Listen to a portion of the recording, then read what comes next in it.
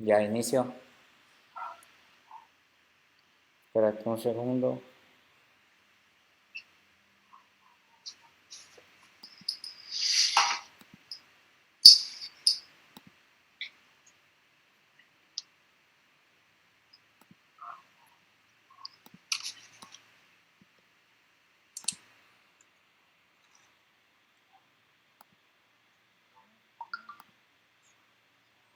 Buenas noches. Desde Fundación Con Voz Propia y Fundación Mujeres de Asfalto, les damos la bienvenida a la primera jornada del conversatorio Masculinidades Positivas, masculinidades que suman a la igualdad de género. Mi nombre es Santiago y junto a Jennifer les acompañaremos en esta primera sesión. Antes de iniciar queremos dar las gracias a todas las personas que se inscribieron y que el día de hoy nos acompañan. En este espacio de diálogo hemos contado con la inscripción de más de 300 personas de varios países de la región, entre ellos Chile, Argentina, Bolivia, Uruguay, El Salvador, Honduras, Guatemala, Nicaragua, México, Venezuela, Costa Rica y Ecuador. El conversatorio y la convocatoria han superado totalmente nuestras expectativas y esto nos reconforta, porque es signo de que estamos haciendo conciencia, conciencia de ser responsables y de promover nuevos espacios y nuevas formas no violentas, más justas y equitativas de ser hombres, nuevas formas de ser. El conversatorio Masculinidades Positivas, masculinidades que suman a la igualdad de género, está organizado en 3 jornadas de 1 hora y media cada una, en los cuales 2 expertos o expertas abordarán temas de vanguardia en relación total con el contexto actual mundial en torno a la masculinidad, con el fin de dotarnos de herramientas, contar sus experiencias y darnos las pautas necesarias para apostar a la deconstrucción y generar nuevas formas de ser y de relacionarnos. Queremos agradecer a la Asociación Escuela de Estudiantes de la Carrera de Género y Desarrollo de la Universidad de Cuenca, organización hermana y aliada que ha sido pieza clave en la implementación de este encuentro. Es importante mencionar en esta etapa inicial que las personas que nos acompañen a lo largo de las 3 sesiones recibirán un certificado de participación. Para ello, en este momento, les invitamos a realizar el registro que se encuentra en el chat de Zoom, el cual garantizará su certificación y de igual forma al final de la jornada tendremos un nuevo enlace para el registro. Para dar inicio y escuchar la participación de nuestras 2 personas invitadas, les pedimos de favor que silenciemos nuestros micrófonos y apaguemos nuestras cámaras. Más adelante tendremos una sección netamente para preguntas. Las preguntas las podrán hacer mediante el chat o en los comentarios en las transmisiones de nuestras páginas en Facebook, de Mujeres de Asfalto con Voz Propia o Asociación Escuela de Género y Desarrollo. Sin más preámbulo, doy paso a Jennifer, quien presentará al primero de nuestros invitados. Jennifer. Muchas gracias, Santiago. Buenas noches con todas y todos. El día de hoy tenemos la dicha de tener a 2 grandes ponentes en el área. Demos una calurosa bienvenida a nuestro primer invitado, Manuel Tovar, quien nos hablará acerca de la masculinidad hegemónica, prejuicios y estereotipos de género en la familia y comunidad. Antes de empezar con el tema, es muy importante que conozcamos un poco acerca de nuestro invitado. Manuel Tovar nos acompaña desde El Salvador. Es facilitador de procesos de desarrollo y derechos humanos, fundador del colectivo Hombres por la Equidad y Escuela de Masculinidades en El Salvador. Manuel, estamos muy contentos y agradecidos por contar con tu presencia el día de hoy. Esperamos que esta jornada sea muy productiva y sin más preámbulos, comencemos. Recordarte también que tienes un tiempo máximo de 20 minutos para tu diálogo. Bienvenido. Hola, hola. Buenas tardes, buenas noches. No sé si me escuchan. Perfecto. Sí. Bueno, en primer lugar, me siento muy agradecido y honrado por construir este conversatorio junto a ustedes a partir de mi experiencia y mi vivencia en el acompañamiento, en la facilitación, en esta emergente crisis de las masculinidades y las preguntas que nos hacemos con muy pocas respuestas, con muy poco avance en materia de compromiso desde nuestras masculinidades y de verdad que es un reto, pero que estamos aquí intentando hacer nuestra parte como debe ser. Así es que no, muchas gracias, agradecerles a ustedes por esta oportunidad. Ya me presentaba, yo pues me dedico a la implementación de procesos, a diseñar, implementar y evaluar procesos de desarrollo humano y pues he ido avanzando un poco en este tema de las masculinidades a partir de un poco lo de los procesos que nos permite también aprender muchísimo, pero también desde nuestra propia experiencia cotidiana, que eso es como lo más exquisito cuando hablamos de masculinidades, porque parte de mi individualidad a lo grupal, a lo colectivo. Y desde ahí pues creo que creo muchas herramientas para poder sentarme aquí y decir, bueno, esto es lo que yo también desde mi propia cotidianidad puedo socializarles. Gracias a todas las personas por estar conectadas y conectados. Así es que voy a ver, creo que puedo compartir, ¿verdad? ¿Sí? ¿Sí puedo compartir pantalla? Sí, sí, Manuel, ya este Ya, rato ya. le permito. Listo, muchas gracias.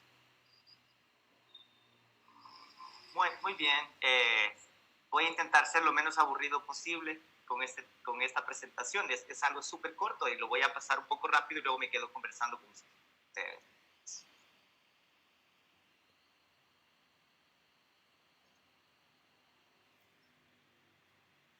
Muy bien, hablar de masculinidades, para hablar de masculinidades, para reconocernos en una conversación y en una comprensión de las masculinidades, es muy importante hacernos algunas preguntas en el marco o en el antecedente de una construcción social de género. Y las voy a dejar aquí para ustedes y ustedes vayan como escribiéndolas en el chat. De repente sería súper interesante ir leyendo qué es lo que ustedes se responden, o no necesariamente, pero que se las queden con ustedes y de repente se las hagan a sus hijos, a sus compañeros, a sus parejas, a sus amigos, a otros hombres. ¿Qué significa ser hombre en el Ecuador o en Ecuador? ¿Qué significa? ¿Qué implica la masculinidad para los hombres en Ecuador? ¿Ya? ¿Y qué es lo que aseguramos con nuestras masculinidades?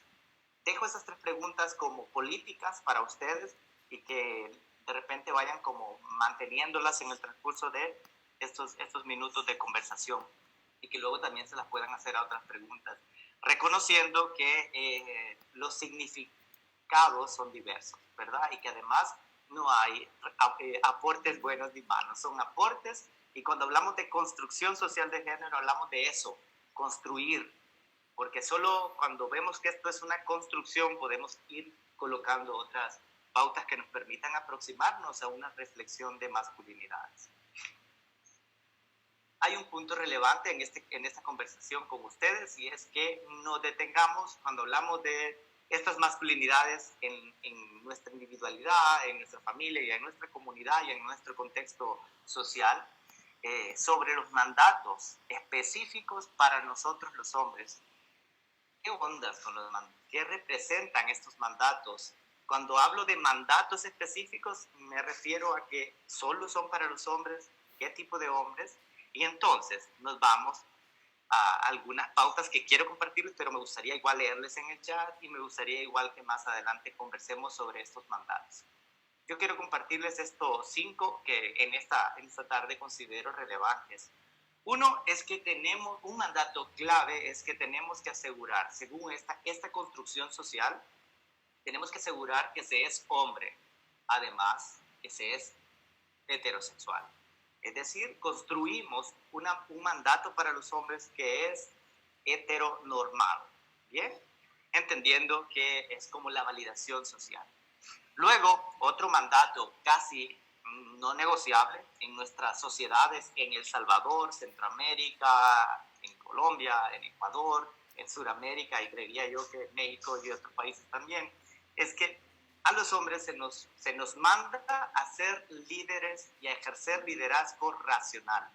Cuando hablo de liderazgo racional me refiero a que no solamente se es líder y hay que ejercer un liderazgo, sino también que ese liderazgo se use mucho desde el cerebro, desde la cabeza, desde el cráneo, desde lo muy racional, y cero oportunidades de otros tipos de liderazgos afectivos, emocionales u otros liderazgos que conecten con otras formas de liderar, además de liderazgos full masculinos.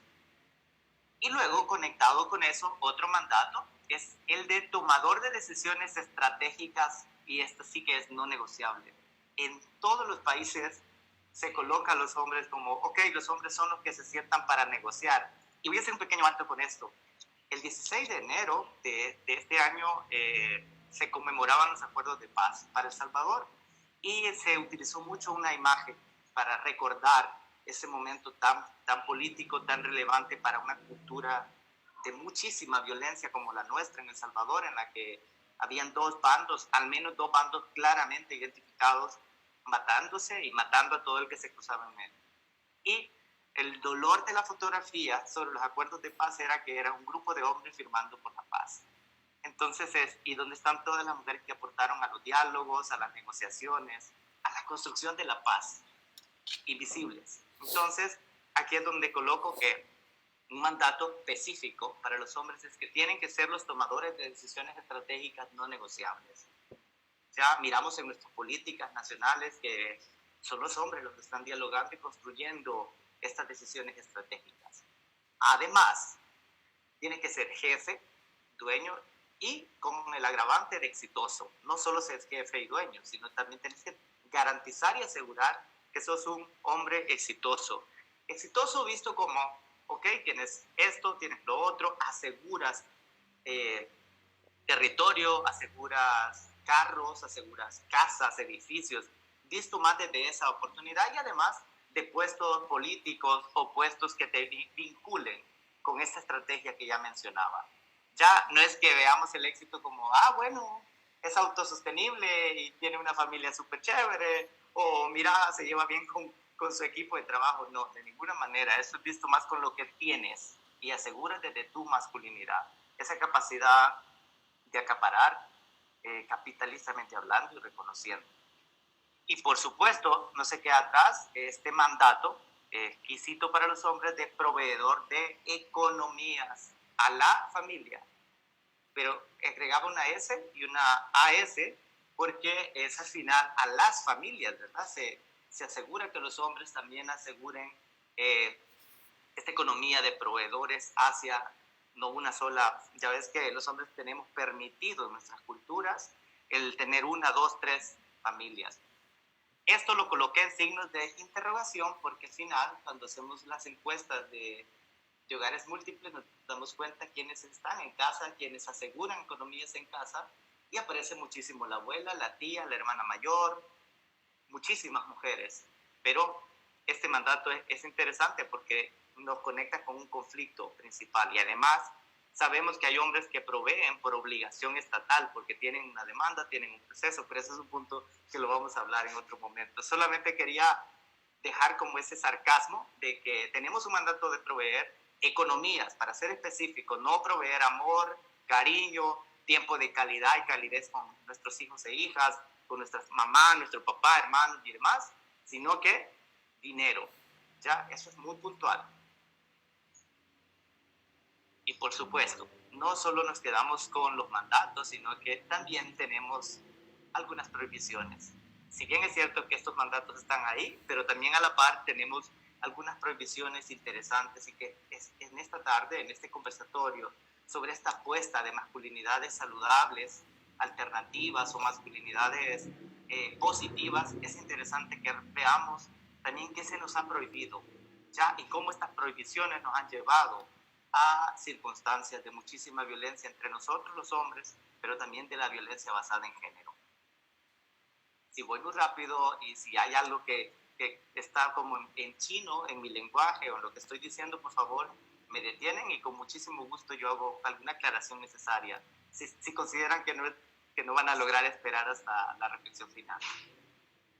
Muy bien, pues tenemos prohibido llorar, por lo menos no obviamente llorar, está bien, pero que nadie te vea, que nadie sepa que lloraste, que te asegures que te encerras con 10 candados en tu habitación y bajo 20 sábanas para que nadie se entere, porque no tienes que mostrar lo que se reconoce como debilidad, porque en las masculinidades tradicionales, en esta construcción social, se asegura que un hombre sea fuerte y valiente. De hecho, cuando somos niños nos dicen, ¿verdad? Un niño no llora, cállese que los niños no lloran. Y eso se va manteniendo hasta la vida joven y adulta. Además, una prohibición es que reconozcas que cometes errores. Somos perfectos, ¿cómo nos vamos a equivocar? ¿Ya? Y hay todo un tema de asegurar que siempre tenemos la razón, porque nunca estamos listos, dispuestos a reconocer que cometemos errores. ¿Débil yo? Jamás, ¿verdad? Es como, ¿qué te hace pensar, sentir que yo como hombre soy débil? Nunca. Y por eso ya ves que ahí nos estamos destruyendo, nos alcoholizamos, drogamos, chocamos con nuestros vehículos, la motocicleta y demás, y no vamos a cuidarnos, no vamos ni al hospital, no hay una reflexión de autocuido, no nos logramos ver. Incluso casi que es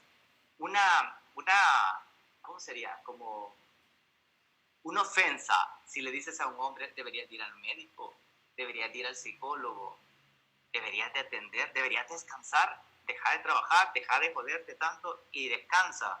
Casi es como una ofensa. ¿Por qué? Porque eso le hace ver débil. Ok, y además, otra prohibición es que no puedes sentir ni expresar emociones u acciones afectivas a otros hombres. Esto pensándolo de una forma un poco heteronormada, pero además tengo que asegurar otra prohibición muy puntual que es no se puede ser homosexual. Tenemos clarísimo eso, ¿verdad, compañeros? Es decir, y si lo eres, ocúltalo. Y si no lo eres, asegúrate que nadie dude de tu heteronormatividad o de tu heterosexualidad. Cuando digo esto es que también hay muchos chicos de la diversidad que usan toda una máscara o todo un prototipo masculino muy heteronormado para tener los privilegios que se tiene siendo heterosexual.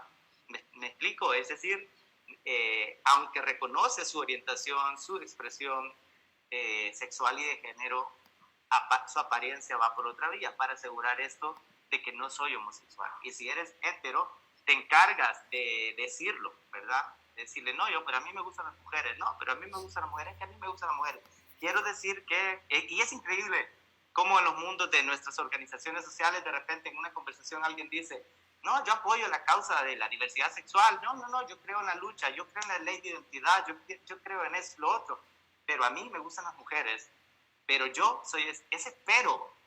Primero, es muy jodido porque estás cumpliendo con esta pauta que estoy diciendo aquí. Tienes bien claro que tienes un castigo si asumes otra pauta que no sea heterosexual. Y bueno, también sabemos que una prohibir, decimos por acá en la lucha en El Salvador, pero aquí los hombres tenemos prohibido renunciar, no podemos renunciar. Y por eso es que muchas veces nos cuesta renunciar a privilegios, renunciar a que estamos jodidos y que necesitamos apoyo. Nos cuesta renunciar a trabajos que explotan muchísimo y que no hay chance de, etcétera, etcétera, etcétera.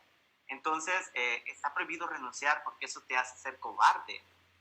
¿Ya? Desde pequeño te empiezan a incitar a cosas a las que no puedes renunciar, porque si renuncias hay todo un mensaje para el sistema patriarcal o hegemónico. Y que ceda, imposible. ¿Ya? Y ya, estoy aproximándome, no sé, no voy marcando muy bien el tiempo, yo no he escuchado la campana, espero estar atento a una campanita que va a sonar por ahí. Voy con los resultados de este sistema. Un segundito. Sí. Bien, sí, venimos hablando de una construcción social, de masculinidades, tenemos una camisa de fuerza para los hombres, hay unos mandatos específicos para los hombres, hay prohibiciones específicas para los hombres. Pero todo esto hay que reconocer que se acumula con una factura, dos facturas o muchas facturas en tu masculinidad. Y aquí voy a una. Jodida en nuestro continente, y sé que en Ecuador es muy duro, en El Salvador es muy duro, y las mujeres en México, en Centroamérica y en el mundo están sufriendo esta factura, que es la violencia basada en género. Toda esta violencia que recalcitra, que abusa, viola, y mata a las mujeres por el hecho de ser mujeres. ¿Ok? Luego, otro resultado también es el tema de la discriminación. Esa es una factura que se paga muchísimo. Hay muchísima discriminación entre nosotros los hombres. Si hay un hombre que no cumple con los mandatos de género para su masculinidad, también sufre discriminación. Si no se es heterosexual, se sufre discriminación. Si renuncias a privilegios y asignaciones de este sistema, también se sufre discriminación. Las mujeres lo viven constantemente desde su ciclo de vida, ¿verdad? Discriminación por la familia, discriminación por la comunidad, discriminación por el trabajo, discriminación por el mismo sistema que debería de asegurar una justicia de género, un proceso de equidad e igualdad de género. Otro resultado, y yo lo coloco aquí en la presentación como resultado, pero yo le llamo las facturas costosas también, es la segmentación social, cultural, política y económica, ¿verdad? En la que se coloca un análisis real de género, es decir, qué ondas con las mujeres y su participación en la sociedad, qué pasa con los hombres y nuestra participación en la sociedad, qué ondas con nuestro rol en un dogma cultural, político y económico. Otra factura, cuesta reconocerlo, pero realmente hay muchísima frustración en el mundo de las masculinidades. Frustración porque, primero, colegas, todos estos estándares de masculinidades que presenté anteriormente sobre que hay que ser exitoso, que hay que ser jefe, líder y demás, en mayoría de masculinidades no es así. Ya sabemos que hay hombres que no gobiernan ni su propia vida y que van a gobernar en una comunidad o en un país. Fracaso total, y eso les hace ver débiles ante un sistema. Así que hay mucha frustración también para aquellos hombres que todos los días están luchando por asegurar una masculinidad que ya deberíamos de entender que no es funcional, que es jodida y que es peligrosa para nuestro propio desarrollo humano, para las mujeres, para las niñas, para la diversidad sexual, para el desarrollo de nuestros países, de nuestras regiones. Entonces esa frustración lleva a altos consumos de alcohol, a altos consumos de droga, lleva a compras compulsivas de un vehículo, una moto, de tener cosas que me aseguren una masculinidad, de tener 1, 2, 3, 4, 5 relaciones y de ninguna asumo, de tener sexo por doquier sin protección, sin asumir mi corresponsabilidad, no me vinculo y al final frustración total. Suicidios también, no tengo datos ahora mismo que compartir, pero podríamos reconocer que en Ecuador, en El Salvador, en estas regiones hay muchos hombres que se suicidan y es como una de las facturas de este sistema. Y por supuesto, no vamos a invisibilizar que los costos para la familia son duros, que el costo que paga una comunidad por el machismo, el sexismo son duros, y obviamente las facturas que pagamos con nuestros propios impuestos y el de todas las mujeres a través del Estado, ¿verdad? Vayamos a los hospitales públicos, veamos cuántos hombres están siendo atendidos por balas, por cuchillos, por todo lo que utilizamos para hacernos daño, hacer daño a otros hombres, por toda la violencia que ejercemos contra otros hombres, pero también todo el costo que le genera al Estado, el sistema de salud, por toda la violencia de los hombres hacia las mujeres, hacia la diversidad sexual. El costo del Estado por los programas de atención que se tienen que asegurar para poder darle un seguimiento y buscar posibles soluciones o transformaciones. Eso es interesante. Y bueno, otras formas de socializarnos, después de todo esto fuerte o complicado que les estoy compartiendo, o complejo, duro, chocante de repente para algunos o algunas, es válida esa pregunta. Ajá, esto es el problema, esta es la situación, esto es tu rollo, pero ¿y qué puedo hacer? Ya, o ¿qué ondas? ¿Qué podemos hacer como sociedad? Y sí, pues yo aquí afirmo que sí, que hay mucho de lo que podemos hacer. Aquí hago unas menciones. Ay, discúlpenme el megatexto, no fui tan creativo ahora. Uno, reconocer que los hombres hemos aprendido a socializarnos desde la violencia. Si reconocemos, colegas, la tenemos mucho más fácil. 2, reconocer nuestros privilegios y renunciar. Pilas con eso, porque desde niños hemos tenido muchos privilegios en nuestra casa, en nuestra familia, en nuestra comunidad, en nuestra escuela, en todo. Y que esos privilegios nos colocan en una circunstancia desigual, porque coloca a las mujeres en una minoría que sufre estos privilegios tuyos. Renunciar es una de las mejores opciones. No obstante, hay que renunciar conscientes, porque de nada sirve renunciar a un privilegio si te vas a estar quejando o vas a estarlo cobrando más adelante, que eso suele pasar en el rollo social o político también. Reconocer que no es genética ni natural la violencia, es decir, no viene ahí instalado, la aprendemos en el día a día, en casa, en la comunidad, en el tejido social.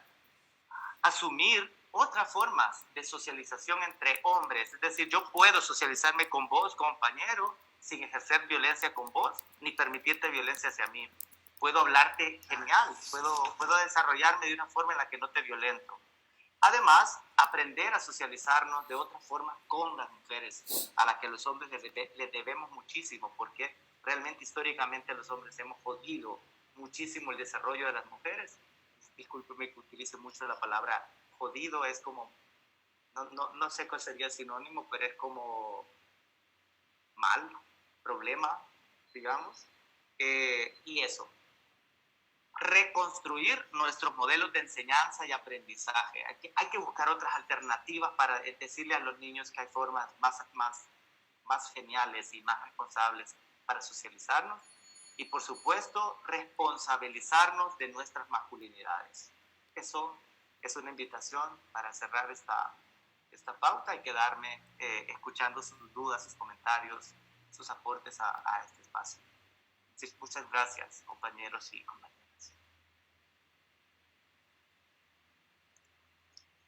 Muchas gracias, Manuel, por tu importante aporte. Totalmente de acuerdo con respecto al abordado, especialmente con lo que hace referencia a estas prohibiciones que tienen los hombres dentro de la sociedad, debido a que no se da una importancia a lo que es el tema emocional. Creo que queda más que claro que es una de las principales causas de violencia y discriminación debido a la falta de sensibilización masculina. También algo muy importante que mencionabas es esto de los movimientos de mujeres y los movimientos feministas que nos han dado como que una luz de cómo el patriarcado no solo influye negativamente sobre la vida de las mujeres, sino también además influye de manera negativa en la de los hombres.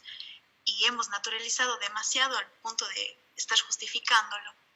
Creo que nos parece maravilloso saber que las 100 personas que estamos en esta sala estamos dando como que el primer paso para reconocer, transformar, mejorar y generar nuevas maneras de socialización. Muchísimas gracias, Manuel, por tus aportes. Queremos recordar a las personas que hoy nos acompañan que pueden generar sus preguntas a través del chat de Zoom o en los comentarios de nuestro live en Facebook, con Voz Propia o Mujeres de Asfalto. Es muy importante que formulen sus preguntas de manera clara y concisa. También indicar a la persona a la que va dirigida, seguido de su nombre.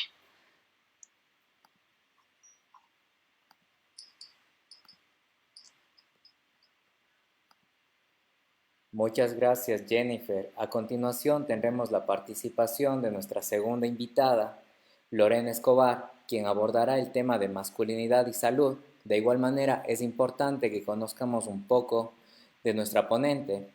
Lorena es la gerente de la empresa universitaria de salud de la Universidad de Cuenca, es economista con especialización en finanzas, máster en género y desarrollo y salud sexual y reproductiva, especialista en macroeconomía, género y crisis mundial. Lorena, agradecemos su presencia y compañía la noche de hoy. El espacio es suyo, le recordamos que tiene 20 minutos para contarnos y dialogar con nosotros. Bienvenida. Mucho gusto, buenas noches con todas y con todos en donde estén. Creo que ese es un espacio súper amplio, no creo que están de algunos lados. Bueno, yo quiero hacer primero una entrada en la relación género y salud para luego ir un poquito profundizando la relación género, salud y masculinidades, ¿no? El ámbito de la salud, que es un ámbito más bien muy masculinizado en cuanto a en la jerarquía para la acción en la salud, pero muy feminizado en quienes realmente trabajan el cuidado de la salud.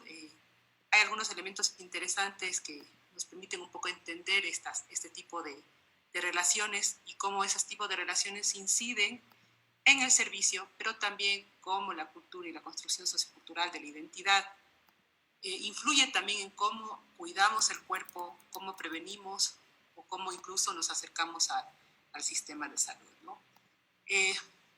Lo escribí porque si no yo me puedo quedar hablando y aunque me suene la campana sigo en problemas, así que tengo un escrito como para empezar a compartir con ustedes, ¿no? Y básicamente lo que quiero partir es un poco de la construcción de los profesionales de la salud, ¿no? Digo los profesionales porque ahí hay una construcción muy masculinizada, ¿no? Particularmente de los médicos, que aunque sean las médicas, todavía tienen esta visión mucho más masculinizada, particularmente los médicos. Y básicamente porque cuando uno llega donde el médico es el que conoce, el médico es el que sabe, y uno llega con una total confianza, de cierta manera sin conocimiento, ¿no? Porque incluso tenemos esta perspectiva de que ser médico es como el top de la profesionalización en el ámbito de la formación, particularmente la formación universitaria, ¿no? Llegamos sin conocimiento a la relación con un médico, normalmente que tienen esta posición de semidioses porque tienen en sus manos muchas veces la vida y también en sus manos la muerte. Entonces hay una relación que es importante visibilizar, pues los postulados que tienen que curar los y las profesionales de la salud es hacer el bien y no hacer el daño, ¿no? Y justamente la perspectiva de género es la que nos permite cuestionar aquello que parece natural, aquello que parece incuestionable, aquello que parece típico, aquello que parece normal dentro de la gestión de la salud, ¿no? Uno de los elementos claves es visibilizar que en esta relación con los semidioses, en esta posición de los médicos, existe una relación asimétrica entre los profesionales de la salud, entre los mismos profesionales de la salud. No puedes hablar lo mismo de un médico, una médica, de los enfermeros, de las enfermeras, de los asistentes. O sea, ahí hay una total asimetría, ¿no? Incluso cuando si dices quiero ser enfermera, es como, ¿qué te pasa, hijita? Para eso vuélvete médica. O sea, es como esta visión de qué es lo más importante, ¿no? Y entre ellos mismos ya hay una relación asimétrica que de cierta manera hace que también esta relación de poder se vaya transfiriendo del médico hacia la enfermera, de la enfermera hacia los pacientes. Entonces, ahí ya tenemos como unos niveles de asimetría. Pero también hay una relación asimétrica, sí, de los profesionales de la salud con los pacientes, ¿no? Empezando por esta misma palabra paciente, o sea, que solamente espera pacientemente a lo que le diga el resto, ¿no? Entonces ahí existe una relación de poder y de vulnerabilidad, porque muchas veces este desconocimiento y esta relación de poder, este sometimiento a lo que me diga el otro, también te vuelve en una condición de desventaja frente a la relación. Entonces muchas veces los profesionales de la salud, sin darse cuenta, o tal vez sí, pero sin darse cuenta, yo lo partiría más de sin darse cuenta, están haciendo daño porque no están conscientes de esta relación, de estas diferencias que existen y de estos sesgos que hay dentro de la relación de los profesionales de la salud con los pacientes y que lógicamente también tienen algunos elementos de violencia, ¿no? Los estudios de la salud de cierta manera han sido la entrada para otras dimensiones, particularmente las dimensiones sociales, desde la categoría de determinantes sociales de la salud, ¿no? Donde ingresan los estudios de género como un elemento para enriquecer el análisis de las ciencias de la salud, ciencias que han sido particularmente cuantitativas, biológicas, donde se genera también la posibilidad de una visión cualitativa para el análisis y una mirada crítica de la salud, ¿no? Y justamente los estudios de la salud, esta entrada de los estudios sociales de la salud, justamente lo que empiezan a generar es esta visión de cómo, ¿no?, estos otros procesos que no han sido incluidos, muchas veces se queda en el enfoque biológico, la dimensión social, la dimensión económica, la dimensión ambiental, la dimensión cultural, cómo incide, cómo afecta la gestión de la salud, cómo incide y cómo afecta también el manejo de tu cuerpo y cómo incide o afecta también en el ámbito de la enfermedad, ¿sí? Y ahí los hombres en los estudios de la salud, en los estudios tradicionales de la salud, los hombres de cierta manera tienen una ventaja en relación con las mujeres, porque básicamente el sujeto de estudio de las investigaciones de salud es un hombre, pero no son dentro de esos hombres también hay un proceso de exclusión, porque básicamente la mayor parte de la investigación de la salud se focaliza particularmente en varones caucásicos, varones nórdicos, ¿sí? De clase media, media alta, heterosexuales, es decir, ahí también estamos hablando de un tipo de hombre. Entonces, dentro del mismo proceso de la investigación hay un sesgo. Y lógicamente hay una debilidad en la investigación sobre los cuerpos de las mujeres, partiendo también que la misma construcción de la salud y la salud pública ya tiene un sesgo, ¿no? Porque se focaliza particularmente en un hombre trabajador, en un hombre proveedor, que de cierta manera abordó Manuel, pero también en una mujer reproductora, en una mujer que es madre y que tiene que procrear. Entonces ahí también hay una reproducción de estos elementos en los servicios que se generan dentro del ámbito de la salud y particularmente de la salud pública, ¿sí? Pero también, pese a que son pese a que los hombres han sido los sujetos, ¿sí?, para la generación de las investigaciones, y hay un sesgo también de qué tipo de hombre, también muchos imaginarios sociales, particularmente por las tendencias, por las prevalencias de las patologías, hace que también se generen ciertos sesgos en las investigaciones, ¿sí? Por ejemplo, hay enfermedades que se plantean como enfermedades de las mujeres, pese a que los hombres también tienen o también son parte de los que sufren este tipo de enfermedades, pero al ser prevalencia menor no son sujetos de estudio. Por ejemplo, de eso tenemos la osteoporosis, ¿no? La osteoporosis siempre se asocia con las mujeres y no con los hombres. Y lógicamente eso tiene efectos en luego cómo tampoco se estudia y se aborda la problemática desde los cuerpos de los hombres, ¿no? Entonces, existe de por sí ya un sesgo en la construcción del conocimiento, ¿no? Y al existir un sesgo en la construcción del sujeto de investigación, eso se traslada a la construcción del conocimiento y eso lógicamente también en la profesionalización. Por tanto, la ciencia de la salud es sesgada. Hay un proceso sesgado tanto del conocimiento como de la profesionalización. También al igual, muchas de las patologías, muchas de las problemáticas de salud, como ya también lo mencionó Manuel, también se basan en este sesgo, ¿no? De este hombre, este hombre proveedor, este hombre productor, ¿sí? Y lógicamente los sistemas de salud van a tener también este sesgo de priorizar a los sujetos para lograr avanzar hacia el tratamiento de la salud. ¿A qué me refiero? Se termina generando un proceso de homogenización de los sujetos para el tratamiento de la salud, ¿no? Las políticas de la salud se van a enfocar y van a priorizar, porque tienen que sostener la economía, ¿sí? Recuerden que uno de los problemas ha sido ahora es cómo se sostiene la economía. Ahora que estamos en momentos de crisis, hemos visto cómo se hace esta priorización de a quién le salvamos la vida, ¿no? A quien sostiene la economía, ¿sí? Y a veces se ha puesto la disputa entre la vida y la economía con que si nos abrimos, pero ¿qué pasa si nos cerramos? ¿Qué pasa con el sistema? Entonces, a la final, el sistema se mueve o se organiza a partir del sostenimiento del capital. Y eso también se refleja en el tratamiento de la salud y en las políticas de la salud, que en el caso de los hombres focaliza o prioriza el hombre trabajador, el hombre proveedor, ¿sí? Y de paso las mujeres procreadoras, ¿no? Y la salud de los niños. Es así como un sesgo ya en la construcción de la visión de la política de la salud, que lógicamente tiene esta cruzada también por este elemento organizador de la sociedad, que es cómo mantenemos y sostenemos el capital. Entonces, cuando hablamos de los sesgos de género, cuando se plantea qué es un sesgo de género en la salud, básicamente se la plantea como la diferencia en el tratamiento de los hombres y las mujeres, que puede ser positivo, negativo o neutro. Sin embargo, ahí hay una deficiencia porque ya se focaliza específicamente en la atención, pero no nos damos cuenta de este proceso previo que tiene que ver con el proceso mismo de construcción y de profesionalización. Este es un elemento clave que hay que tenerlo presente porque lógicamente esto demanda un cuestionamiento y una reflexión frente a cómo el mismo conocimiento y los mismos procesos de profesionalización, los previos antes de dar el servicio, ¿sí? Por otra parte, la construcción social influye en nuestras maneras de relacionarnos, ¿no? De relacionarnos no solamente con nosotros, sino también con nosotros, con nuestro propio cuerpo, ¿sí? Los imaginarios sociales en los imaginarios sociales, en esta construcción de estas identidades, ¿sí?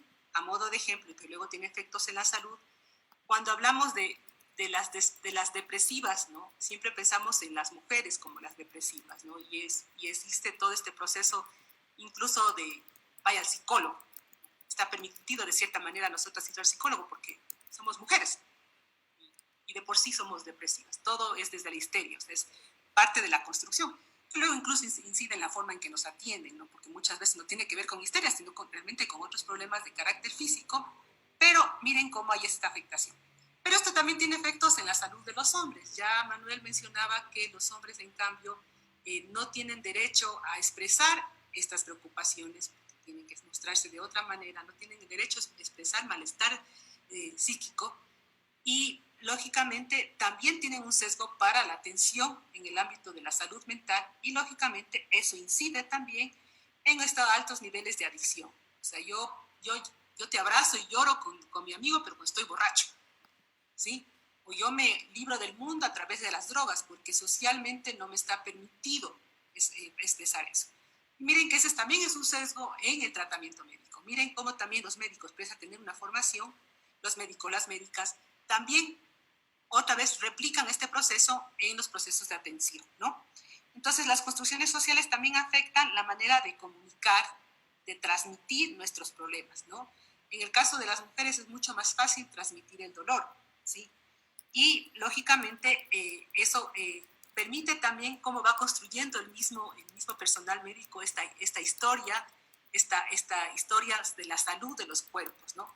En el caso de los hombres también tienen ese sesgo, ¿no? Cómo un hombre entra a manifestar el dolor, ¿no? Cuando socialmente no está permitido hacerlo, ¿sí? Cuando desde pequeños les dicen, eres hombre, no te quejes, no llores, sé fuerte. Entonces miren cómo eso también va afectando en su manera incluso de expresar el malestar del cuerpo, ¿sí? Entonces miren, todos estos elementos van incidiendo también en la salud, incluso en el estado en que llegamos ya a la atención en el ámbito de los prestadores de salud, ¿no? Entonces, el proceso social de la construcción de esta masculinidad hegemónica, establece una relación muy importante que hay que tener en cuenta para hablar de salud, género y masculinidades. Porque los hombres ven a su cuerpo como un instrumento fuerte, ¿no? Que no puede romperse, ¿sí?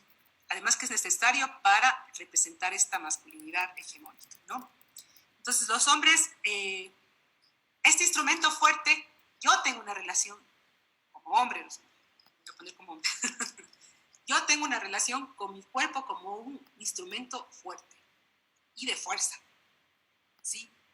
Y luego me relaciono con otros hombres de esta misma manera, con otros cuerpos fuertes que no se rompen, ¿sí? Ahí ya hay un elemento de autoviolencia con mi cuerpo, ¿sí? Y ya la violencia ya empieza a generarse como incluso un proceso de relacionamiento. Si yo mismo me relaciono de manera violenta con mi cuerpo, ¿cómo puedo expresar otras formas de relacionarme con nosotros? Entonces, esto es como un elemento súper clave de esta construcción de la relación de los hombres con su mismo cuerpo, ¿sí? Entonces, este cuerpo instrumento también se relaciona con otros hombres que también utilizan el cuerpo como instrumento de fuerza y de poder, ¿sí? Pero también este cuerpo de los hombres también ve otros cuerpos, algunos hombres ven los otros cuerpos también de las mujeres desde esta misma perspectiva y como otro instrumento, particularmente un instrumento de placer, ¿sí? Entonces ahí vemos estos elementos que nos generan la violencia física y particularmente la violencia sexual, ¿no? Instrumentos de placer. Entonces miren que ya de por sí hay este sesgo, ¿no? Si esto es un instrumento, todo se vuelve un instrumento. Si yo me relaciono con violencia con mi cuerpo porque lo considero que tiene que ser fuerte, que no se rompe, entonces miren cómo esto nos va generando esta autorrelación y esta relación con los otros y esta relación con las otras, ¿no? Aparte de eso tenemos la dimensión del cuidado, que se la plantea como como algo feminizado, como algo para las mujeres, ¿no? El cuidado del cuerpo está feminizado. Es un asunto de las mujeres y de los cuerpos de las mujeres, porque ni siquiera los hombres tienen esa dimensión. Un hombre que se cuida ya es un hombre atípico, ¿sí? Porque está reconociendo la fragilidad de su cuerpo, ¿no? Entonces, por lo tanto, ya no representa esta construcción hegemónica de la masculinidad. Entonces, hay esta construcción de los hombres como indestructibles, como superhéroes, ¿sí? Esta conexión también desde pequeños, ¿no? Con el Superman, con el Batman, ¿sí? Yo me acuerdo que mi hermano se lanzó en un segundo piso una vez pensando que podía volar, entonces, cuando era pequeño. Entonces, miren que estas cosas son parte de estos imaginarios que van generando como que yo puedo hacerlo, ¿no? Entonces, miren que así es como vamos relacionándonos. Entonces, los hombres, al ser los superhéroes, solo pueden mostrar el éxito del cuerpo, ¿sí? De este cuerpo instrumento de fuerza, donde los fracasos de su cuerpo no deben ser visibles y las fallas del cuerpo, las fallas de la salud, no deben ser visibles, ¿sí? Entonces los hombres se socializan, como bien mencionaba también Manuel, desde las victorias, no desde las debilidades, ¿sí? Entonces como colectivo muestran el triunfo, no la debilidad, ¿no? Y si muestran la debilidad, lo hacen, necesitan que algo les ayude. El licor. Entonces es como estos elementos que luego, porque mostrar el fracaso es humillarte, ¿no? Los saca de la masculinidad y los baja del pedestal del privilegio, que supuestamente, que también es otro elemento que deberíamos poner en cuestionamiento, ¿no? Desde este supuesto privilegio de la masculinidad hegemónica. Entonces, cuando va a buscar las respuestas sanitarias, lo hace, ¿sí? Cuando ya realmente el dolor es irresistible, ¿no? Y con ello el riesgo ya es mayor y los costos del sistema de salud son mucho más altos, incluso los efectos en la vida y la muerte. Aquí vamos a ir viendo un poco de datos del país. Estos son los datos de Ecuador. Miren, por ejemplo, los ingresos hospitalarios, ¿no? Tenemos un mayor porcentaje de mujeres y un menor porcentaje de hombres. Pero en las defunciones tenemos una mayor cantidad de hombres y una menor cantidad de mujeres. Entonces, esto es una muestra también de cómo llegan los hombres ya de manera tardía a la prestación de los servicios, ¿no? Entonces, haciendo una breve introducción ya en el perfil epidemiológico, vámonos acá a esta diapositiva, ¿sí? Vamos viendo, si ustedes se fijan, desde los primeros años de vida hasta los 14 años, ¿sí? Miren que tenemos una mayor presencia de los hombres en el sistema de salud en relación con las mujeres. No sé si se ven los datos, ¿sí? Y lógicamente aquí hay un cambio. Aquí se incrementa la presencia de las mujeres, particularmente por razones de salud reproductiva, ¿sí? Y luego se vuelve a igualar a partir de los 55 a los 59 años. Aquí ya la diferencia ya no es tan alta como en estos otros procesos. Los estudios de salud plantean, ¿sí?, que básicamente desde un año hasta los 6 años, las atenciones de los hombres, de los niños y las niñas son básicamente iguales, no hay una diferencia en sí. Pero que a partir de los 6 años se va generando una nueva problemática en los hombres, ¿sí? Empiezan a pedir consultas, ¿sí?, justamente por asumir riesgos o violencia interpersonal, ¿sí? Asumir riesgos, se rompen brazos, se rompen piernas por los deportes que realizan, si tienen fracturas, tienen rupturas de cabeza, pero también empiezan con las peleas, empieza con la violencia, esta relación del cuerpo-instrumento fuerte. Entonces, miren cómo eso se va evidenciando también en las problemáticas de salud, ¿sí? A partir de los 50 ingresan con fuertes problemas de enfermedades crónicas y que de por sí ya es una problemática súper fuerte en el ámbito de la salud, y particularmente por insuficiencia cardíaca, por diabetes, que tienen que ver mucho también con la forma en cómo los hombres se cuidan, ¿no? Primero, cómo los hombres no expresan lo que sienten, pero también con este cuerpo instrumento que no lo cuidan, ¿sí?, que lo alimentan con cualquier cosa, en cualquier lado, ¿sí? Entonces, lógicamente, esto te genera una evidencia luego de que llegas a las problemáticas de salud con niveles mucho más avanzados, ¿sí? Entonces, incluso ahora en el contexto COVID, una de las cosas que se ha evidenciado, que no son...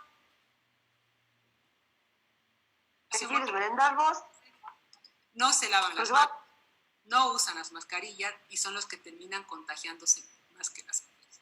Hay un estudio, por ejemplo, interesante que hicieron en Argentina, que cuando se solicitaba donaciones de plasma para justamente trabajar los tratamientos de COVID, las mujeres estaban dispuestas a hacerlo más que los hombres. Entonces, porque nosotras estamos más socializadas con el cuidado, no solamente el ni siquiera, tampoco el autocuidado, pero el cuidado de por sí con los otros, entonces, que es parte de los elementos, ¿no? Claro que hay una diferencia, los hombres con mayor nivel de conocimiento tienen mejores indicadores de salud, ¿no? Entonces, este es un elemento clave también, el conocimiento como elemento para mejorar la salud. Pero lógicamente tenemos una deficiencia porque el sistema de salud también tiene este sesgo heteronormativo, donde pueden tener respuestas para los hombres heterosexuales, pero no para la diversidad sexual. Entonces ahí hay como otro elemento que incide también luego en qué tipo de atención tienes, ¿sí? Aparte de esto, hay otros elementos importantes que no vamos teniendo en cuenta, y es que, por ejemplo, los hombres con estos procesos de autocuidado débiles, con esta relación con su cuerpo, instrumento de fuerza, también tienen otros inconvenientes, incluso con los mismos imaginarios o con la misma forma de posicionarse los primeros niveles de atención de salud. Por ejemplo, los centros de salud barriales. Los centros de salud barriales están pensados para mujeres, para niños, para mujeres madres, para ancianas y para niños. Pues un hombre o un adolescente no se piensa en ese como un espacio para ellos. Aparte, incluso los horarios de atención están pensados en horarios de la mujer madre, ama de casa que puede ir con los niños. Entonces, tampoco están pensados para las necesidades laborales de los niños. Entonces, miren también incluso hasta cómo se presentan, cómo se promocionan, aparte de que por sí tenemos una fuerte debilidad en nuestros países en todas las políticas de promoción y prevención. Básicamente se trabaja para la cura. Y bueno, se trabaja para la cura porque también es incluso un mecanismo de corrupción. Es más, entonces, hay también esta relación en que no hay un enfoque de promoción y prevención, porque cuando trabajas promoción y prevención existen menos posibilidades de haber corrupción. Entonces también esto se cruza con la cultura de la corrupción que cruza a los servicios de salud y bueno, a los servicios públicos en general en Latinoamérica, ¿sí? Entonces, la masculinidad hegemónica es por sí un determinante importante del riesgo en la salud, ¿sí? Es necesario por eso repensar el sistema de salud en clave de género para tener estas múltiples entradas, ¿sí? Y para que generar una visión clínica de sujetos diversos, no solamente de hombres y mujeres, sino de esta misma diversidad que hay entre los hombres y entre las mujeres. Lograr este cambio demanda, por un lado, esta reflexión en cuanto a la construcción del mismo conocimiento, en cuanto a los sesgos que tiene la misma construcción de la ciencia de la salud. Sí, nosotros realmente como latinoamericanos estamos súper complicados porque no se piensa en esta diversidad que tenemos nosotros, en esta diversidad mestiza, con incidencia afro-indígena, cuando de por sí nosotros recibimos lo que en el norte se plantea y se estudia, con cuerpos totalmente diferentes. O sea, de por sí ya tenemos una desventaja, ¿sí? Entonces, este es como el primer elemento, por eso es tan importante el desarrollo de la ciencia en nuestros países para ir generando estudios no solamente clínicos, sino también farmacéuticos ligadas a nuestra diversidad, que es la primera debilidad que tenemos, ¿sí? Por lo tanto, la ciencia, las universidades son claves para romper estos sesgos del conocimiento y de la formación, donde lógicamente sí es importante tener esta apertura desde las facultades de la salud, que también deben trabajar en un diálogo mucho más abierto y horizontal con otras ciencias, porque también es un problema, o sea, lograr trabajar con médicos es lo más complicado, y les digo con experiencia, porque se creen que tienen el poder del conocimiento y que nada más vale, más que lo que ellos conocen. Entonces es difícil esta relación. Las ciencias de la salud necesitan tener una relación mucho más horizontal con las otras ciencias del conocimiento para que puedan complementar y generar un mejor conocimiento y una mejor atención. Penosamente también tenemos un proceso de mercantilización de la formación de la salud, y eso lógicamente incide en que no busquemos cuidarla, sino curarla, porque curar lógicamente implica más ingresos. Entonces, estos son como los elementos que demandan una reflexión en cuanto a cómo se está construyendo la ciencia, ¿no? En cómo se va generando este diálogo de saberes y cómo se va planteando la necesidad no de una materia o no de un curso de género, sino de una transversalización del género en el proceso de la formación y en la currícula, que es una cosa mucho más difícil, pero que es necesaria para entender estos sesgos que se van generando constantemente, particularmente en el ámbito de la atención, ¿sí? También es importante lograr esta apertura desde el ámbito de la salud, ¿sí? Para la formación, para que hombres y mujeres de la diversidad sexual también puedan acercarse a la formación en el ámbito de la profesionalización de la salud. Lógicamente, esto es importante porque permite romper estos paradigmas y permite generar nuevas visiones en cuanto a la construcción de la ciencia y a la construcción del servicio. Y también, lógicamente, un elemento que tenemos como mucha debilidad es este conocimiento de nuestro cuerpo, ¿sí? Tenemos una debilidad muy fuerte en conocer a nuestro cuerpo, conocer las problemáticas que están vigentes, conocer también qué ha pasado en nuestra familia, qué problemáticas de salud han tenido, porque esos pueden ser condicionantes que luego pueden afectar mi salud, ¿no? Conocer qué pasó a mi alrededor para saber a partir de eso cómo debo ir actuando para evitar enfermar, ¿sí? Lógicamente, también se necesita generar nuevos espacios, nuevos actores. Hay propuestas sumamente interesantes de las escuelas de pacientes, donde los pacientes desde su misma problemática han generado conocimiento y han generado reflexión para que otros y otras puedan cuidarse mejor. Es decir, no solamente pensar en los actores, en los profesionales de la salud como actores de la promoción y la prevención, sino también en los mismos pacientes, que esta palabra incluso deberíamos ver cómo la cambiamos, para que sean más activos y más fuertes para generar estos otros conocimientos, ¿no? Y lógicamente, lo que ya mencionó Manuel es cómo generamos este cuestionamiento a la masculinidad hegemónica. Yo creo que el primer elemento hay que, de cierta manera, cuestionar este supuesto privilegio de la masculinidad, ¿sí? Yo creo que eso a los movimientos feministas, los movimientos de mujeres, nos toca también empezar a trabajar otra táctica, porque este supuesto privilegio lo que está haciendo es un gran daño. Es un gran daño a su cuerpo, es un gran daño a las relaciones sociales, es un gran daño en general a la sociedad.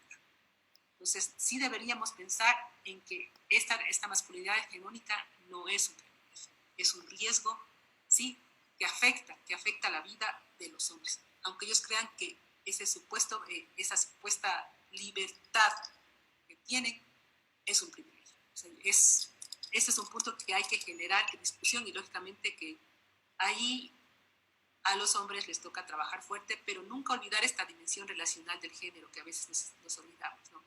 Porque necesitamos también las mujeres estar abiertas a nuevos tipos de masculinidades. O sea, ¿cuántos de nosotros y nosotras estamos listas para aceptar una nueva masculinidad?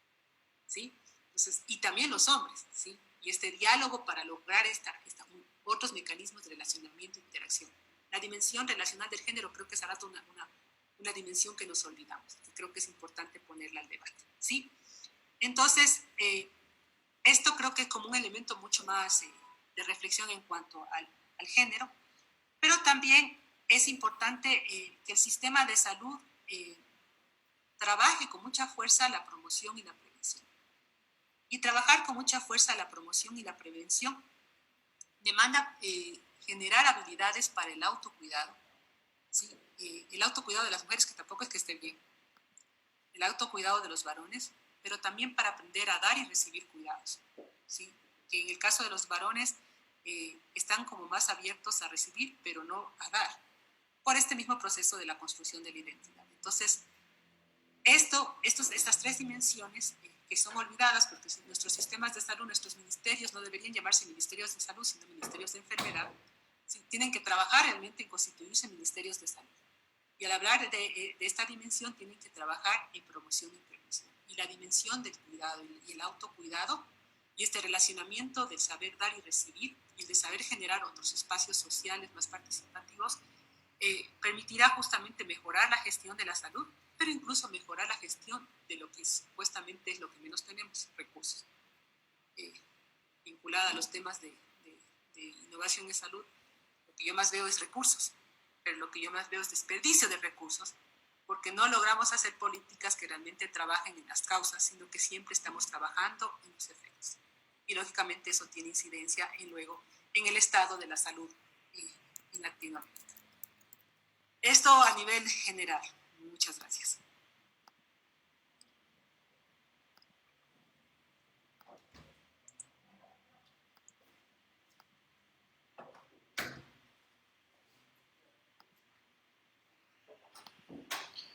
Muchas gracias. Muchas gracias, Lore. Es importante y muy valiosa la participación. La jornada se ha tornado mucho más enriquecedora de lo que habíamos pensado. Nos quedamos con cosas valiosas como la importancia de conocer y evidenciar la jerarquización y los sesgos que encontramos en los sistemas de salud. También que es importante evidenciar que las mujeres a la larga terminan teniendo desventaja, pero los hombres también tenemos desventajas en los estudios e investigaciones que se hacen. También otra de las cosas importantes que podemos resaltar es que las construcciones sociales, más allá de afectarnos como individuos de grupos o de colectividades, nos hace daño también a nivel personal, porque a la larga se vuelve un detonante que puede expresar violencia, que tiene este sentido, como decía Manuel y Lore, de ser fuerte, de ser proveedor, de estar a la defensiva, y que a la larga, cuando sale al mundo social y se encuentra con más hombres en iguales situaciones o en iguales escenarios, da paso a que se genere una serie de actos violentos. Jenny, te doy paso.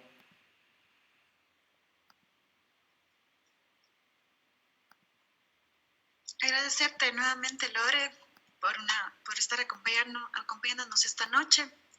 A continuación daremos inicio a nuestro espacio de preguntas. Debido al tiempo, tendremos de 2 a 3 preguntas por ponente. Recordarles a nuestros participantes que sean lo más concisos y claros con sus preguntas. Escriban a quién va dirigida y su nombre, por favor. Comencemos.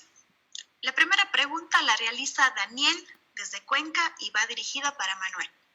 Nos dice, ¿qué tipo de literatura, películas o material de apoyo nos puede recomendar que demuestren masculinidades alternativas para el trabajo con niños y niñas?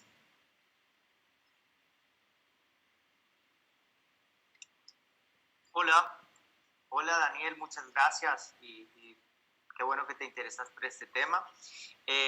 Fíjate que una de las grandes luchas es justamente iniciar un proceso de construir ese tipo de literatura, porque casi no existe la literatura no sexista, una literatura que promueva una coeducación o una educación que invite a los niños y niñas a una construcción social afectiva, positiva, vinculante a la equidad de la igualdad de género. He intentado colocarte acá como algunas literaturas que yo recomiendo quizás como para tener modelos para construir este tipo de literaturas. Siempre recomiendo a Luis Bonino, a Gabriela Córdoba, que la tienen súper cerca a ustedes, y que es una investigadora y también escribe bastante sobre el tema de las masculinidades. Y ya sabemos, ¿verdad? Rita Segato, Marcela Lagarde, son referentes también del tema de colocarnos en una situación sobre las masculinidades.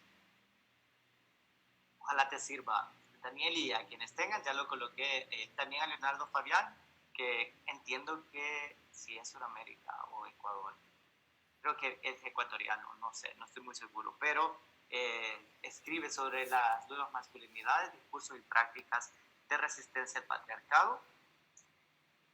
Y Palestine, ¿verdad? También de repente si hay alguien más en este espacio que puede sugerir uno en específico, sería súper genial.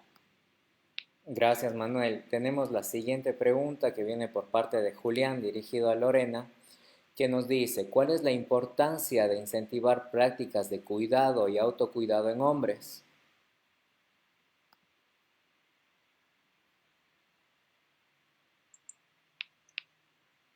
Bueno, las prácticas de autocuidado, yo creo que hombres y mujeres tenemos debilidad, no solamente los hombres. En el caso de las mujeres hay este imaginario de la Virgen María, ¿no? De la dolorosa, que para mí es la más expresiva. Una buena mujer es la que sufre, entonces mientras más sufre, eres mejor madre. Entonces, de por sí, las mujeres ya tenemos una debilidad en el autocuidado. ¿Sí? Los hombres, por otra parte, no se les ha generado esta responsabilidad y esta corresponsabilidad frente al cuidado de su cuerpo. Yo creo que es sumamente importante esto porque lógicamente te permite romper los elementos que te generan riesgo y peligro, ¿no? O sea, el que los hombres y las mujeres entendamos que en primer lugar que es cuando se sube en un avión que le dicen póngase primero el oxígeno para asistir al resto. Entonces yo creo que es necesario esto, o sea, es necesario que nosotros nos pongamos el oxígeno, que aprendamos a ponernos el oxígeno, ¿no? Que aprendamos a sentir, bueno, tal vez a los hombres podría ser un poco más fácil, a las mujeres no, pero que aprendamos a sentir que es nuestro derecho tener un tiempo para descansar, que es nuestro derecho tener un tiempo para hacer deporte, que es nuestro derecho tener un tiempo para comer adecuadamente, que hay que aprender a alimentarnos, o sea, todos estos procesos previos para, de prevención de la enfermedad, ¿no? Entonces, este es un elemento que es sumamente importante, que los hombres puedan adquirir conocimientos desde muy pequeños para poder preparar alimentos sanos, preparar alimentos adecuados, que tengan conocimiento de cuántos vasos de agua deben tomar, que conozcan que tomar una gaseosa tiene efectos negativos en tu salud. O sea, es esta información que deberíamos darles a los hombres con mucha fuerza, pero normalmente es información que transmitimos a las mujeres, porque pensamos que ellas son las que van a tener que cuidar. Yo sí creo que en el autocuidado, hombres y mujeres tenemos una vida. Nosotras, las mujeres, desde este proceso de construcción de la abnegación, es negarte, ¿no? Un sujeto. Pero también en el caso de los hombres, esta falta de conocimiento, esta falta de transmisión de conocimiento para aprender a cuidar a los otros y aprender a autocuidarse, ¿no? Yo creo que va por ahí, ¿no? Primero, el saber, el tener este conocimiento que nos permita cuidar nuestro cuerpo, poner el oxígeno, pero que también nos permita aprender a cuidar a otros, pero también aprender a recibir cuidados. Y esto es súper importante con todo el tema del cambio de la esperanza de vida, el incremento de la esperanza de vida. Así que muy probablemente a los hombres les toque vivir hasta los 75 o 80 años. A nosotras un poco más, 5 años más dicen que vamos a vivir que los hombres. Entonces también es importante esta otra dimensión de aprender a recibir cuidados en diferentes momentos, ¿sí? Creo que el tema de los hombres, de los adultos mayores, es una cosa súper complicada, ¿no? Porque justamente los hombres en esta construcción viven mucho afuera, están mucho afuera. Y cuando ya llegas a la jubilación te toca estar adentro de un espacio donde normalmente no estuviste, que es hasta rato ajenos, que solamente llegabas a descansar, pero que no tenías este contacto. Entonces, y lógicamente vas teniendo cambios en tu cuerpo, en tu situación, ya eres más vulnerable, ya no tienes la misma libertad que antes. Entonces, esa es otra dimensión que debemos aprender a trabajar. Y tener la conciencia de que si yo tengo una persona que me va a cuidar, tengo que ser corresponsable también de ese bienestar. Entonces, esta es la dimensión de aprender a recibir cuidados, ¿sí? Eso, primero generar conocimientos en hombres y mujeres desde muy temprana edad sobre las diferentes dimensiones, ¿no? En cuanto a higiene, en cuanto a alimentación, en cuanto a esparcimiento, ¿sí? En cuanto a la parte emotiva, hay que romper esta visión de que los hombres no deben llorar, de lo que los hombres no deben expresarse. En general tenemos un fuerte problema, todos y todas, con la expresión de nuestros sentimientos, desde el apego, desde pequeña edad. Por ejemplo, si un niño ríe, ¿sí? Por ejemplo, cuando los padres hacen caso a un niño, cuando ríe o cuando llora. Cuando llora. Cuando llora, claro. Entonces, en cuenta que desde pequeñitos la forma en que nos estamos aprendiendo a intercomunicarnos y a relacionarnos incluso con los más cercanos es a partir del llanto. Y eso ya es una pérdida. Entonces, miren que son como los pequeños elementos que luego van incidiendo en cómo nos vamos generando y aprendiendo a relacionar. Y esto, lógicamente, para los hombres es más difícil, ¿no? Porque primero te hacían caso cuando llorabas y luego ya no te permiten llorar porque no es propio de los hombres. Entonces, son estas pequeñas cosas que nos toca ir trabajando, desde las formas de apego, desde esa construcción horrorosa de decir que no puedes llorar, que tienes que tomar riesgos, aprender a tener esta relación mucho más amigable con su cuerpo, ¿no? Dejar de pensar en este cuerpo como un instrumento, pensar en un cuerpo como responsabilidad. Porque si nosotros y nosotros aprendemos a cuidar este cuerpo, no vamos a dejar que otros lastimen este cuerpo, no vamos a lastimar a otros. Creo que ese es como un elemento clave.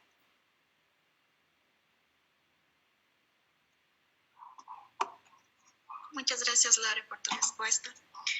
La siguiente pregunta la realiza Jenny. Ella pregunta acerca de qué estrategias se pueden utilizar para que los hombres se interesen más en estos temas acerca de nuevas masculinidades. Pregunta dirigida para Manuel.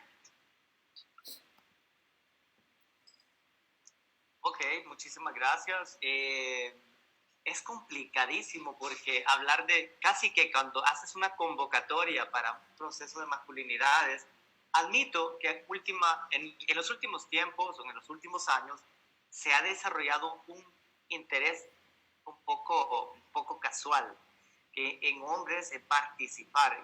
Por dicha, Santiago que está acá, Carlos que está por ahí, conocen un programa en El Salvador que es la Escuela de Masculinidades de El Salvador, y ha sido interesante cómo ha crecido en los últimos 3 años la convocatoria, y es como que qué chévere, y ya lo decía también Santiago al principio de este conversatorio, que mega convocatoria, y eso es aplaudible, pero también hay que revisar la praxis, ¿verdad? O sea, ¿qué estamos haciendo estos hombres que salimos de procesos? Pero ese es otro punto. Ahora mismo te quiero compartir que es interesante porque de repente creemos que cuando vamos a invitar a otros hombres hay que comenzar con muchísimo cuestionamiento o transgresión, o los hombres tienen que reconocer en 2, 3, 4 talleres estos privilegios, y el quinto taller tienen que asumir una masculinidad alternativa. Y para la frustración tuya, mía, de Santiago, de Carlos y todos los que conocemos sobre procesos de masculinidades, a veces tardan años en reconocer de, wow, cuánto necesito reconocer, asumir y cambiar. Entonces, pero las estrategias que te digo yo en esta experiencia de trabajar con hombres, una es siempre hay que pensar en el nombre de la convocatoria. Si hablas de algo de género, feminismos y masculinidades, de repente va a haber un pequeño muro de resistencia a la convocatoria. De repente, hombres y derechos humanos puede funcionarte, liderazgo transformativo y educación puede funcionarte, como que el nombre puede que quite menos barreras. Y claro, cuando ya llegan al taller se dan al proceso, obviamente masculinidades, ¿verdad? Y educación no sexista, o género. Pero sí, la convocatoria que lleve el nombre relacionado a los temas que se han venido colocando en agendas políticas que de repente que generan todo este ruido, puede que te genere mucha resistencia. Búscate a Santiago o a otro hombre próximo a vos que es aliado a las masculinidades y que también sea como tu soporte, porque eso de repente ya algunos tenemos como un grupo que nos puede, mira, tengo unos amigos que andan buscando otros hombres para un proceso, y ahí nos vamos, ¿verdad? Vamos a hablar con una decana de una facultad de la U, o vamos con una líder de una organización, y comenzamos a tejer eso que le llamamos redes. Construyamos redes, pero en esas redes tienes que tener a hombres aliados, hombres que hablen desde su masculinidad hacia otras masculinidades, porque no es lo mismo que convoque una compañera a que convoque un compañero para hablarles a sus pares. Ya, eso es interesante. Si eres de una organización feminista o una organización de mujeres, de repente replantéate con otra organización la convocatoria para traer a estos chavos o a estos hombres. Eso es súper interesante. Y ya, metodológicamente hablando, sugiero que se comience siempre con actividades abajo del ABC. Cuando ya digo el ABC es hablar de sexo-género, construcción social de género, pero yo digo abajo es empezar a que los hombres solo lleguen y jueguen, hablen, conversen de la muerte del cangrejo, pero de cómo vamos a deconstruir el mundo, pero que no se hable de temas medulares en las primeras sesiones porque genera mucho miedo. Entonces, sobre todo hombres que nunca han participado. Así es que hay que generar un clima de confianza, un clima de ambiente de camaradería, algo que genere una identidad, una confianza en la que los hombres puedan decir, puedo hablar y puedo sentir en ese espacio. Eso es súper interesante. Ya luego viene el ABC, y ya luego nos vamos a la profundización de contenidos relacionados a la violencia basada en género, al impacto de los feminicidios en América Latina, a analizar el patriarcado, a reconocer otras formas de visualizarnos como hombres. Eso sería como mi recomendación. No hay que tener miedo de trabajar con hombres, hay que hacerlo, de verdad es una necesidad que amerita un tiempo, un espacio y recursos. Hay que gestionar procesos, hay que gestionar proyectos con el enfoque de masculinidades para que podamos ir tejiendo relaciones entre hombres y mujeres, por lo menos dialogables, ¿verdad? Que Jennifer, Lorena, Santiago, Carlos y yo podamos platicar sin sentir como una relación de poder, sino platicar entre los géneros y construir un diálogo de género, que es para donde le apostamos. Eso, ojalá que te ayude. Muchas gracias, Manu. Lore, Rodrigo Lara desde Uruguay pregunta, ¿cuáles son los factores estructurales que inciden directamente en la salud y el bienestar de los hombres?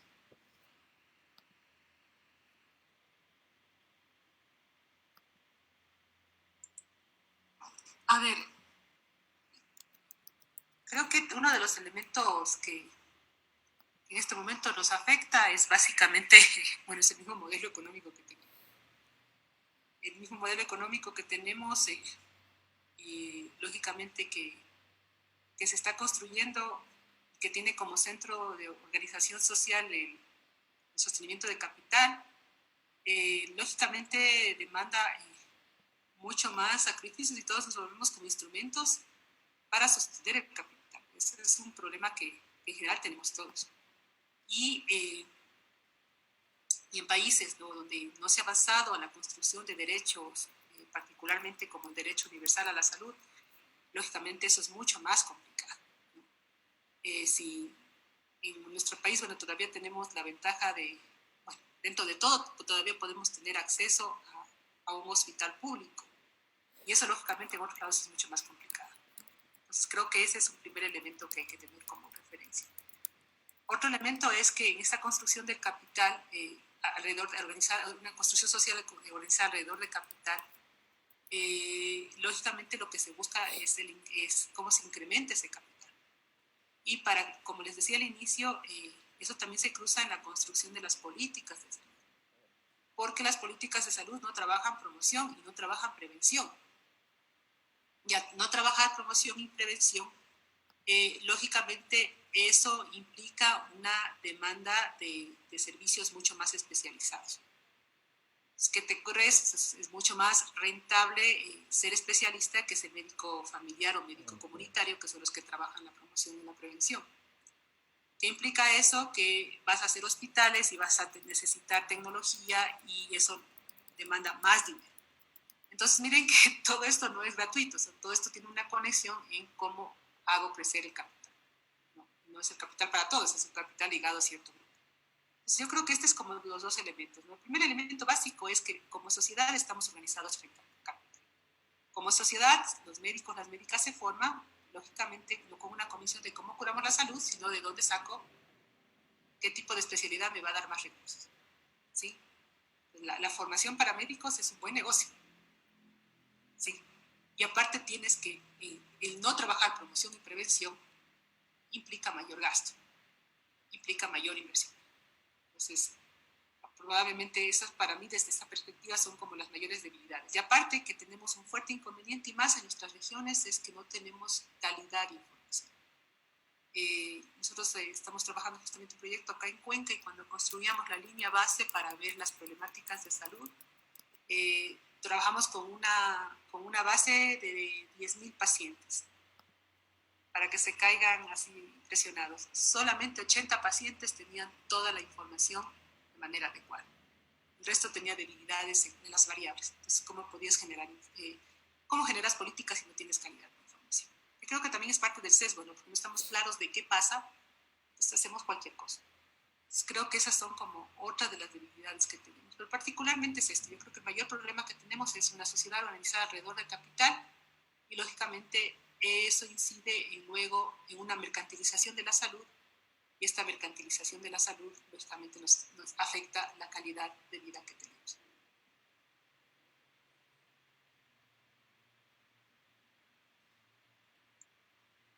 Muchas gracias, Lore, por tu respuesta. Vamos ya llegando a la parte final y les vamos a invitar a que llenen el registro de salida que se encuentra en el link de chat de Zoom. Creo que hay una pregunta más, Santi.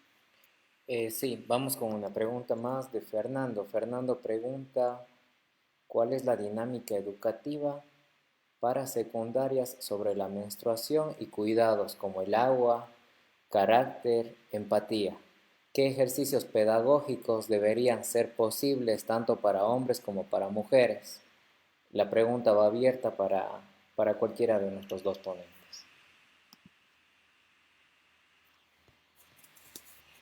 Bueno, yo quizás como aporte, supongo que de repente Lorena tiene un enfoque más amplio con el tema de la menstruación, pero con sistemas educativos yo siempre sugiero el replantearse los ambientes de aprendizaje. Por ejemplo, ¿dónde aprende el niño y la niña, el adolescente a socializarse? Y eso comienza desde la persona facilitadora de la clase, el docente, y tiene que ver con cuidar mucho el tema del lenguaje inclusivo, por ejemplo, cambiar todo ese ambiente de aprendizaje de la princesita, el príncipe, el rey, los caballos y todo eso que a veces están en las aulas de aprendizaje y que se genera como esta división visual de género. Buscar hacer un análisis de la biblioteca que tienes en tu aula o en la comunidad educativa, si es una biblioteca inclusiva o si hay que integrar otra bibliografía más favorable a la equidad y la igualdad de género y que responda a la naturalización, a la normalización de la afectividad. Tratar de promover juegos cooperativos, tratar de involucrar a la familia, no solamente trabajar el tema con los niños y las niñas, sino con la mamá, el papá, con la abuela, con el cuidador, cuidadora, con el entorno. Por eso hablamos de comunidades educativas. Si solo el enfoque es hablarle al niño de su masculinidad en la escuela, este chico va a llegar a casa y va a tener una revolución terrible con su papá, con su mamá, porque claro, en la casa hay otra construcción social. Entonces es bueno que la escuela sea un espacio de enseñanza no sexista, un espacio en el que el niño aprenda a reconocer y a identificarse como un ser humano más que como un hombre, porque eso es lo que se hace, ¿verdad? Y además de eso, pues que entienda los límites, que entienda el no de las niñas, que entienda los espacios propios para las niñas, también en materia de su propia feminidad. Por eso creo yo que el tema de la menstruación es todo un desafío. Yo creo que la escuela es un escenario, así como mencionaba Lorena, que el tema de la salud es todo un desafío y todo el sistema de salud preventivo es casi imposible visualizarlo. Cambiar nuestros patrones culturales de educación comienza con un sistema educativo, y ese sistema educativo es patriarcal, es hegemónico y es sexista. Imagínate que esta guía que acabo de compartir tardó, ¿qué te digo?, 10 años en validarse, porque había resistencia a hablarle de la sexualidad, de los pilares fundamentales de la sexualidad, de reconocer lo erótico, afectivo, el género y todos los otros parámetros que tienen que ver con la sexualidad. Entonces, seguramente es un reto, es un desafío, pero hay que hacerlo. Muchas gracias, Manu. Lore, para cerrar el espacio de preguntas, la misma pregunta, ¿qué ejercicio pedagógico deberían ser posibles tanto para hombres y para mujeres para tratar temas como la menstruación y los cambios corporales y de cuidado que se deben brindar desde la secundaria? Yo creo que esto es parte de una de las dimensiones básicas que yo hablaba al final, que era el tema del conocimiento. Un conocimiento, o sea, primero es parte del proceso de generación de conocimiento, ¿no? Que debería estar dentro de desde muy pequeños, como algo natural, ¿no? Como parte de este proceso. Así como te enseñan varios elementos, te enseñan también que tu cuerpo va a cambiar, que tu cuerpo va a tener estos elementos, estos cambios que no son propios, que no son anormales, porque normalmente en la menstruación hay todos estos mitos que generalmente se construyen en las familias, se construyen en la sociedad, pero que deberían ser de cierta manera rotos, particularmente en el ámbito educativo, porque dentro de los ámbitos familiares yo creo que todavía tenemos como muchas debilidades para ir trabajando estos. En paralelo deberíamos ir generando esas capacidades, yo creo que es un tema más generacional, generando capacidades, conocimiento desde muy pequeño en los niños, en las niñas, que sepan cómo va a ir cambiando su cuerpo, que sepan qué cosas van a ir sucediendo con su cuerpo, ¿sí? En algún rato van a empezar a crecer los senos, que en algún rato a los hombres les va a empezar a crecer el pene, que van a tener vellosidad, que en este cierto momento van a tener capacidad también de reproducir, pero que no es la edad adecuada, porque esto puede tener elementos de mucho riesgo en tu cuerpo. Pero yo creo que es eso, es la información, es la información. Yo, por ejemplo, nunca tuve conocimiento de los riesgos del embarazo durante mi proceso de embarazo. Nunca ningún médico me dijo todos los riesgos que yo corría. Solamente lo que trataron es de evitar que yo tenga un aborto, porque era un aborto, tenía un parto, estaba embarazada de mellizos, y solamente se enfocaron en cómo lograban que yo no aborte, porque tenía alto riesgo de aborto, y nada más. Nunca me hablaron de los riesgos que yo iba a correr con mi vida. Nunca me dijeron eso. Entonces, y más bien toda esa información ya un poco después, cuando hice la maestría en salud sexual y salud reproductiva. Y esa es información básica que nos deberían dar desde muy temprana edad, y a hombres y mujeres, ¿sí? Entonces, conocer que estos son los cambios que va a haber en tu cuerpo, ¿sí? Estos son los beneficios de estos cambios, estos son los cuidados que hay que tener con estos cambios, ¿sí? Estos son los riesgos que se pueden dar con estos cambios, porque es parte de la promoción y de la prevención en tu salud. Entonces, creo que es eso, o sea, es tratarlo de manera mucho más abierta, mucho más, lógicamente sencilla, con un lenguaje que sea fácil de asimilar, pero creo que es una información que tanto hombres como mujeres deberían tener y entender, ¿sí? Cosa que luego no llegues, o sea, a la menstruación con el susto de qué significa esto, qué pasa con esto, ¿no? Normalmente hay muchos mitos, todo esto como que se oculta, ¿no? Y lógicamente creo que ese es el mayor problema, pero hay que hablarlo con la normalidad, con la tranquilidad, entendiendo que es parte del proceso, de este proceso de crecimiento, de desarrollo, de evolución, y lógicamente que de conocimiento. Pero por eso es importante esa necesidad de que interactúen desde diferentes líneas, ¿no? Y eso es esta necesidad de que tengas la parte biológica, pero tengas estos elementos sociales, psicosociales. Entonces, es como este diálogo que necesitas de varios saberes para poder transmitir la información adecuada y completa para los y las infantes, particularmente infantes, para que esto luego no entre dentro de estos misticismos y sesgos que luego generamos nosotros. Yo quisiera agregar así rápidamente, compañeras y compañeros, que el arte es una pedagogía que funciona siempre. Exacto. El tema de utilizar estrategias de arte que informen, que concienticen, que eduquen, siempre van a funcionar, especialmente en esta edad. Quizás ya adolescente joven, ya podemos hacer uso de otro tipo de libros viajeros, bibliotecas interactivas, el Facebook y el Internet, que nos da tantas herramientas para educarnos con información científica y otras informaciones claves. Pero en esta edad, niñez, preadolescencia, yo creo que el teatro, la música, la poesía, la pintura nos puede servir como estrategias pedagógicas 10. Totalmente de acuerdo, el arte seduce. Muchísimas gracias, Manuel, muchísimas gracias, Lorena, por su valiosa participación, que de seguro a todas las personas que estamos presentes el día de hoy nos ha llevado mucho a la reflexión. Para cerrar, solamente queremos mencionar un par de cosas muy puntuales y valiosas de las intervenciones de nuestros dos panelistas. La primera es que como los hombres son también víctimas del patriarcado y que por ello es responsabilidad de todos de construirnos y desnaturalizar las múltiples formas de violencia en las que somos víctimas y victimarios.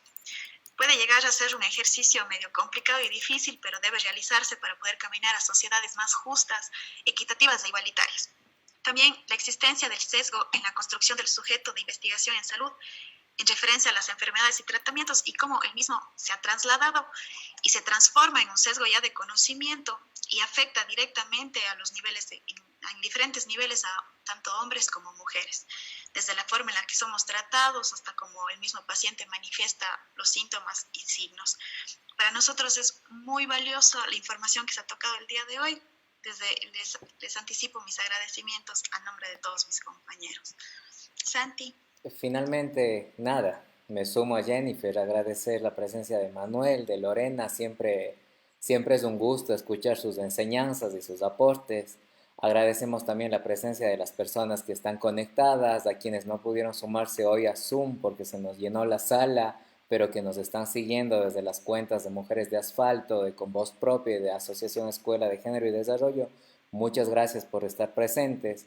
El día de mañana tendremos la segunda jornada, en la cual se abordará masculinidad hegemónica y violencia de género como mecanismo de perpetuación del poder, con Ignacio Lara desde Argentina. También abordaremos el tema de masculinidad, salud sexual y reproductiva a cargo de Julián Estrella desde Ecuador.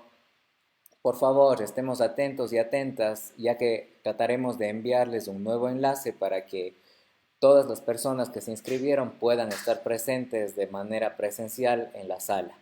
Les recordamos también llenar los links de ingreso y de salida, y también les recordamos que a las personas que nos acompañen a lo largo de estos 3 días, al final se les emitirá un certificado. Por ahora no nos queda más que decirles muchas gracias por acompañarnos y que tengan una muy buena noche. Muchas gracias. Un gusto, gracias. Buenas noches, saludos a todas. Gracias. Muchas gracias. Muchas gracias.